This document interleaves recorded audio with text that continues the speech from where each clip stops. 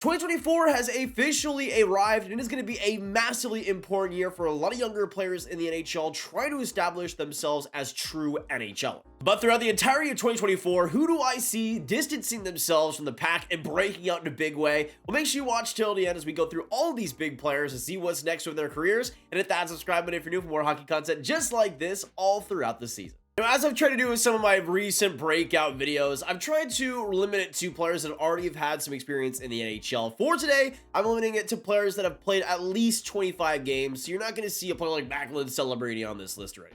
Now let's start out today's breakout picks video for all of 2024, and let's first start out with William Eklund of the San Jose Sharks. And that's unfortunate because he really has been playing well to start out this season, but the counting stats aren't exactly in his favor. BUC has the 7th overall pick back in 2021. He's adjusting to the NHL this year. In 40 games, has 7 goals, 10 assists for 17 points. Obviously, the plus minus isn't going to be very good, but I would say defensively, he's actually putting up some good underlying statistics and is looking a lot better there too. And I'd love to see that type of adjustment. But I think especially in this second half, and especially to start out next year, we'll really see Eklund take a next step in that point production, get even more responsibility, and I'm all for it. He is a part of this future for San Jose and deserves to be a big part of it. And dang it, I will always be a firm member of the Ek Daddy gang, and if you're not, I just feel sorry for you. Now let's go to the second player who I think will break out in a big way in 2024, and that is Michael Kesselring of the Arizona Coyotes. Now, it's actually interesting because at the last deadline, he was a part of the deal that sent Bukestad to the Oilers. Of course, Bukestad signing back with the Coyotes, it looks like a pretty good one for the Yotes. But at 23 years old, he was a former 6th round pick, and 6'5", 220 pounds. That frame is just absolutely insane. You can see what he's been able to do with the Coyotes this year. In 22 games, has 4 goals, 5 assists for 9 points. Has really looked great with this opportunity after being called back up and has played some pretty big minutes as well of Arizona. But the size has been fun to watch. The intensity in his game has been cool as well, especially at the age that he's at too. He will be turning 24 this year, but this is a player that is looking like maybe a future piece of this Coyotes defense and another younger player that has some great potential. Next up, let's go on to my third breakout pick here, and I'm going to go with Lukas Reichel of the Chicago Blackhawks. Of course, German, former 17th overall pick here, and it's weird to see his progression because I think Chicago has really underutilized him a lot this year. You can see 8 points in 40 games played. Defensively, yes, especially at the start of the year, he was taking some steps back. But Chicago was trying to play him as a center to start the year, and I just couldn't understand for the life of me why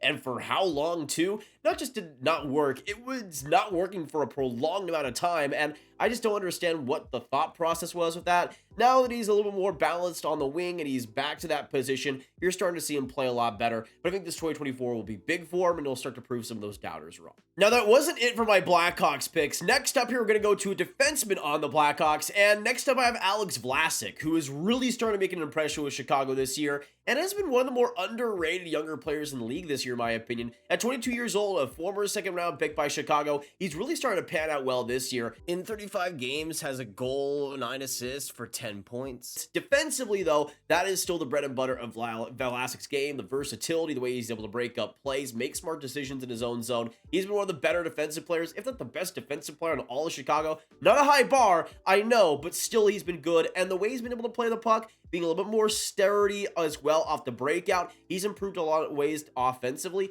and you're starting to see the production as well from it. I think Vlasic is going to be huge to Chicago's success in the future, and he's already started to show that well. I think in 2024, he'll be a big one.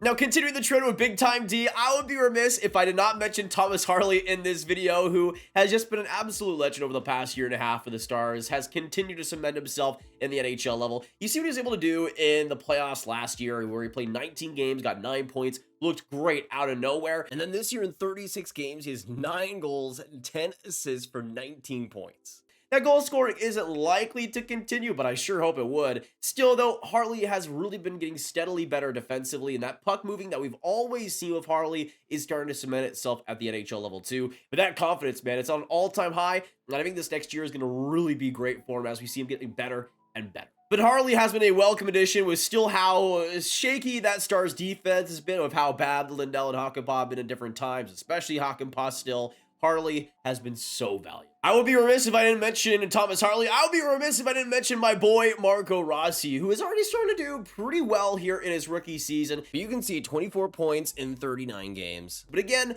a big point of this video is it's not just about the second half of this year, it's also about the first half of next season. And that's where I think Rossi is really going to start to explode. We've already seen him look great, defensively getting better and better. That maturity and that hockey IQ really lending itself to great play with Minnesota on that first line. But again, I think especially in the second half, but as well in that first half of next season, he is going to be brilliant and will try to revive a lot of that Minnesota offense. It's a tall order, but Rossi is trying his hardest. Let's keep on with the Central Division breakouts, and next up I'm going to go with Philip Tomasino, another 22-year-old here. With Tomasino, it is interesting, though. We've seen over the past couple weeks him playing a lot better with Nashville, getting a lot more point production. And right now he's up to 16 points in 33 games played. Still, though, back compared to 2022, where he was in his first NHL season, there is some still to be desired. But I will say with Tomasino, he has looked a lot better since the kind of shaky start this year. And I think with Tomasino, we'll see him eventually still settle in as a top sixer for Nashville. Likely not much more than a decent second liner, but I think for Nashville, his development is going to be instrumental. They got a lot of young players kind of in that middle area. But I think Tomasino can really make or break here, really cement himself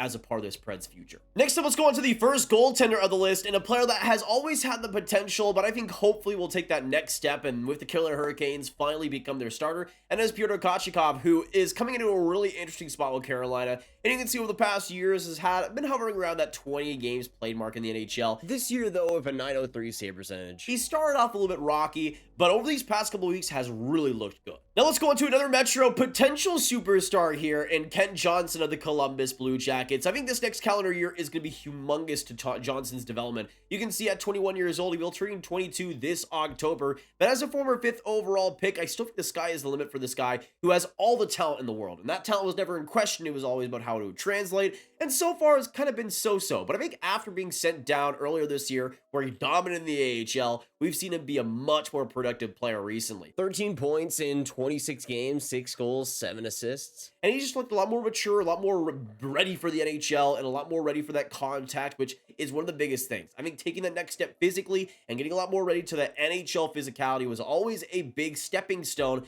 Boy, if Johnson, I think we'll see him take that next step into a true top sixer for Columbus this next year, and I'm hoping so. This is a great kid that has a ton of skill, and I hope for Columbus they're able to utilize that. Speaking of a player that didn't really start off all that great, but has been looking a lot better, and I think in 2024 is really going to take some big next steps, and that is Dawson Mercer. And the thing with Mercer, he was always just a smart, solid player, but of course rose to the NHL very fast, and at the start of this year had some really rough stretches, and a lot of times where there would be 0 points and just not a lot of activity within him. You can see this year in 38 games has 12 goals, 8 assists for 20 points. But really a lot of that production has come over the last really month and a half. You see Mercer starting to, again, adjust a little bit more, a little bit more quicker throughout, and that's led to a lot more scoring chances, just a lot more finishing as well. That's really been a problem at the start of the year. But I think Mercer still, the sky is the limit for him. I think we can see him still play like a top sixer for New Jersey, but I think we hadn't quite seen that until about a month ago. But I think this next calendar year, with the supporting cast in New Jersey has, Mercer will be able to continue that production, and I really hope he does. Another player that is really soft with his skill, he just gets the job done.